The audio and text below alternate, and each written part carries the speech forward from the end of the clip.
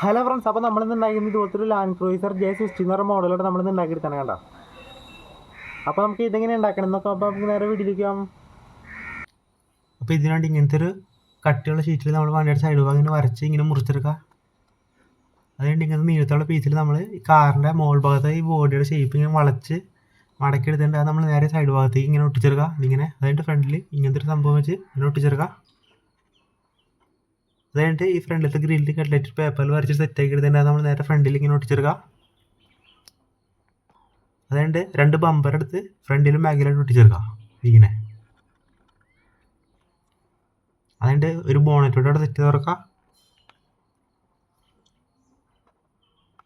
പിന്നെ 2 മിറർ കൂടി ഒട്ടിച്ചെടുക്കുക. അപ്പോൾ ഇത്രയോടെ ചെയ്യുന്ന നമ്മൾ വണ്ടിയുടെ ബോർഡ് പണി കഴിഞ്ഞിട്ട് കേട്ടോ. ഒരു കാർബണിൻ്റെ ബീച്ചിൽ നമ്മൾ ടയർ ഇങ്ങനെ സെറ്റ് ചെയ്തെടുത്തിട്ടുണ്ട്. ഈ ടയർ നമ്മൾ പേപ്പർ റോൾ ചെയ്തെടുത്തിട്ടുണ്ടായിരുന്നത്. എന്നിട്ട് നമ്മൾ ഈ ഇതിനകത്തേക്ക് നമ്മുടെ വണ്ടിയുടെ ബോഡി ഇങ്ങനെ വെച്ച് ഒട്ടിച്ചെടുക്കുക. അത് കഴിഞ്ഞിട്ട് നമ്മളൊന്ന് പെയിൻറ്റ് ചെയ്തെടുക്കുക. അപ്പോൾ ഇത്രയോടെ ചെയ്യുന്ന നമ്മുടെ വണ്ടിയുടെ പണി മൊത്തമായിട്ട് കഴിഞ്ഞിട്ട് കേട്ടോ.